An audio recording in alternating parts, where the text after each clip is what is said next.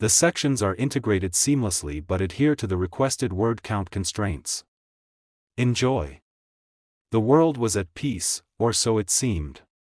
In the quiet suburbs of Richmond, Virginia, a young man named James Carter woke up every morning to the gentle hum of traffic and the distant bark of a neighbor's dog. Life for James was routine, familiar, predictable, and safe.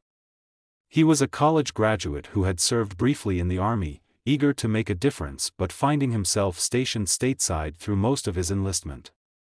Now, as a civilian, he spent his days working at a local tech startup and his nights reading about the cosmos, dreaming of distant galaxies. James's fascination with the stars had started in childhood, kindled by a father who had once been an astrophysicist for NASA. They would spend evenings gazing through a telescope on the back porch, charting constellations and whispering about alien worlds. Even after his father's passing, James maintained that sense of wonder, convinced that if alien life existed, it would be both spectacular and enlightening, something that would unify humanity rather than tear it apart. He had faith in a better future, one where the universe revealed its secrets to those who sought them with open hearts. On the surface, the United States hummed with the usual energy of everyday life, people hustling to work, children chattering in schoolyards, politicians debating in Congress, and soldiers training in distant bases. Yet, beneath the mundane routine, there was a subtle tension in the air.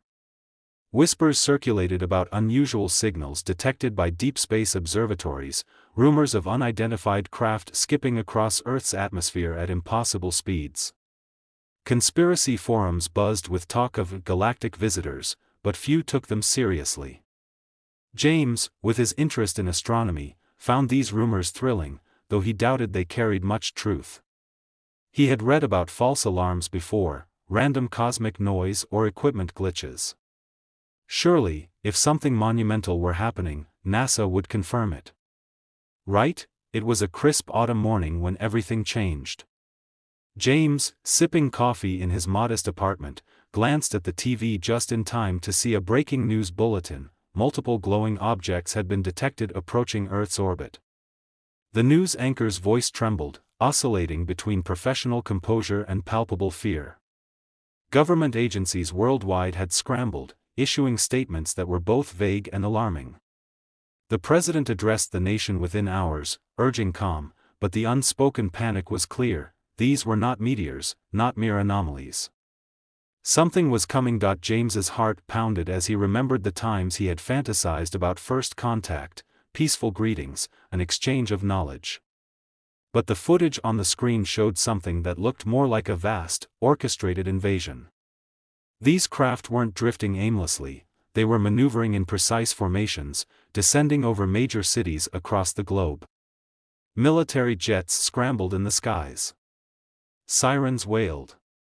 And in James's neighborhood, people stood in the streets, gawking at the heavens with dread and awe. That night, the entire planet watched in real time as the unidentified ships landed simultaneously on every continent. What emerged were tall, slender beings clad in sleek, reflective suits that seemed to shift color under Earth's sun. Their heads were crowned with intricate helmets, and their hands wielded devices that glowed with an otherworldly energy.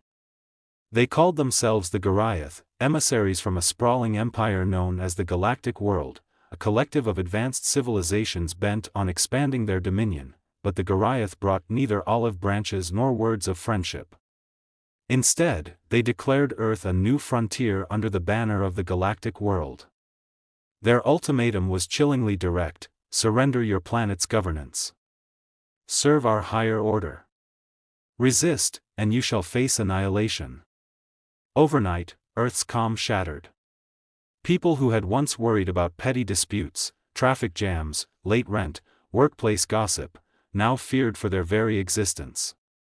The Goliath wasted no time showcasing their might. Their technology was centuries ahead of anything on Earth. They demonstrated weapons that could bend metal like paper, create force fields impervious to conventional firearms, and manipulate gravity itself to subdue entire battalions in seconds.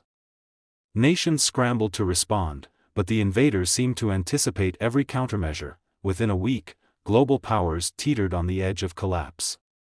Communications networks were disrupted, power grids sabotaged. Major cities became strategic choke points, occupied by Goliath battalions that enforced martial law. Some regions surrendered, hoping for mercy. Others resisted fiercely, culminating in battles that left city blocks reduced to rubble. Footage of these conflicts played endlessly on every screen, painting a grim portrait of Earth's downfall. In the midst of this chaos, the United States military mobilized on a massive scale.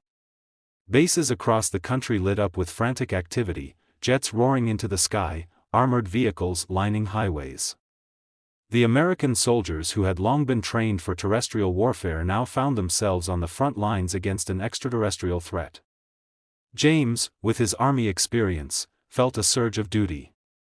He wasn't a career soldier anymore, but he knew he had to help in any way he could. He signed up as a volunteer, joining a rapidly assembled unit stationed just outside Washington, D.C. The capital had become a prime target for the Goliath, and the Pentagon was on high alert. As James arrived at the base, memories of his father's voice echoed in his mind. "If we ever find life out there, son, approach it with hope, but never without caution." He never imagined that caution would mean the difference between Earth's survival and total subjugation. Military life was not new to James, but the gravity of the situation weighed heavily on him. The once familiar barracks were tense with whispered rumors and grim stares. Soldiers who had faced conflicts overseas admitted that this felt different, like a battle that couldn't be won through sheer firepower. James tried to maintain morale, sharing jokes, recalling simpler days, but the laughter was forced.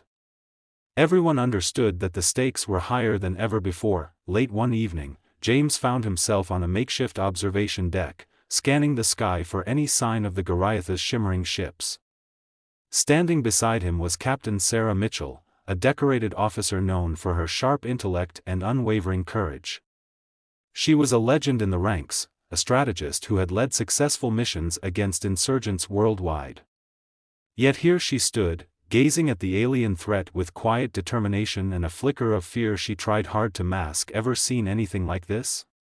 James asked, trying to break the tension. Captain Mitchell shook her head. "Never in my life. We're trained for human enemies, James. We know how to handle tanks, planes, even nuclear threats. But this," she gestured to the sky, where distant lights danced ominously. "We're dealing with forces that defy our understanding of physics. I don't know if bullets or bombs will do much against them." James sighed, his breath fogging in the cool air. "We'll figure something out, right?" Her gaze hardened. "We have to. Earth isn't just a battleground. It's our home." In that moment, James realized the depth of their responsibility. This wasn't a matter of national pride or international alliances, it was about the survival of humanity. Every soldier, scientist, engineer, and citizen had become part of a collective struggle. The president's address to the nation reinforced that idea. "We stand at the threshold of a new era, an era of galactic tyranny or human resilience. We choose resilience." Still, not all Americans agreed on how to respond. Some advocated surrender, arguing that it was better to be subjugated than annihilated. Others believed that negotiation might be possible, urging diplomatic channels. But the Goliath left little room for such hopes. Their demands were absolute: subservience or destruction. As the days stretched on, James became part of a special operations group tasked with reconnaissance behind enemy lines.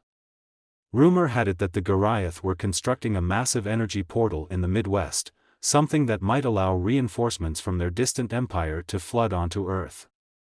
If that portal became operational, the planet would be overwhelmed. Their mission was to confirm this intelligence and, if possible, disrupt the project. The journey to the Midwest was perilous. Roads were littered with craters, bridges collapsed, and entire towns had become ghostly shells of their former selves. Along the way, James's convoy encountered civilians fleeing in makeshift caravans, faces etched with fear and uncertainty. Scenes of heartbreak and desperation flashed by, a mother clutching her crying child, an elderly couple standing beside a wrecked home, a lone dog wandering the debris of a once thriving neighborhood despite the tragedy. These images also galvanized the soldiers.